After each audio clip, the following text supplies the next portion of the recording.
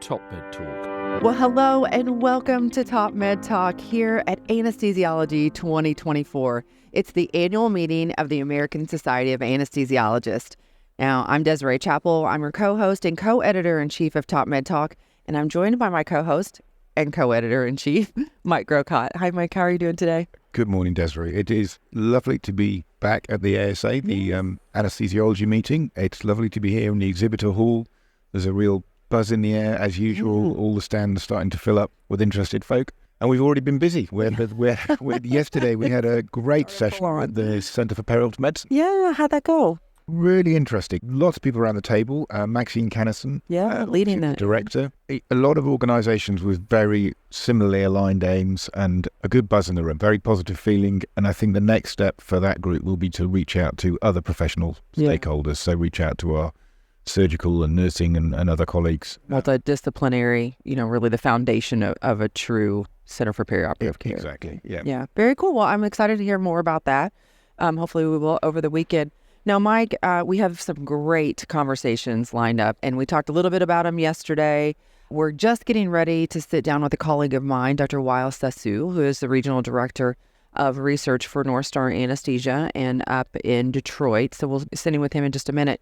But we have a couple other great guests. Frank Chan from Medtronic is going to be joining us. He's a dear friend of the TopMedTalk family. And a host of it's some friends of yours too, yeah? Also people from England. We do. It's an international meeting here. Ben Gibbison. Besides you. Ben Gibbison from Bristol. He's hopefully going to talk to us about the GAP study. Yeah. Big randomized controlled trial. Talked to him last year too. Gabapentin. And then back to the US, Asad Usman from the University of Pennsylvania. Kurt Rutzler, the Cleveland Clinic. Yeah. Ashley Oliver. Got a great list. I'm really excited to talk to Ashley. She's cardiac anesthesiologist. I think could be able to share some really interesting things about remote monitoring. So lots more to come. We'll talk a little bit more about it later.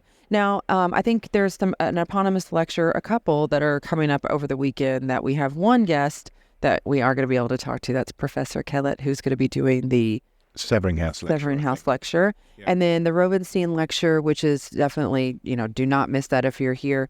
Dr. Mary Dale Peterson, whom we've spoken with before. So do check those out if you're here on the ground in Philly.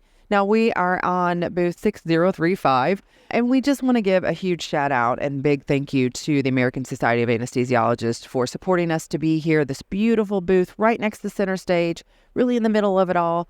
We couldn't do this without you, and as well as all of our sponsors, right, Mike? So Edwards Life Sciences, GE, and Medtronic, who've all very generously supported us, enabling us to bring all these conversations free to everyone. Yeah, and all the partners that we've worked with over the years, like the Perioperative Quality Initiative, which we'll hear more about this weekend, all that good stuff. So thank you, and most importantly, thank you for listening here to TopMedTalk at Anesthesiology 2024. We'll see you later. TopMedTalk.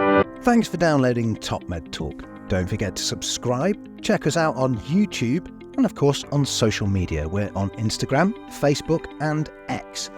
Also, it's important to remember that TopMedTalk is the broadcasting arm of EPPOM, Evidence-Based Perioperative Medicine. We'd love you to find out more about that, and the way to do that is eppom.org. Check out our website and find out about some of the incredible conferences we're going to be arranging across the year. eppom.org.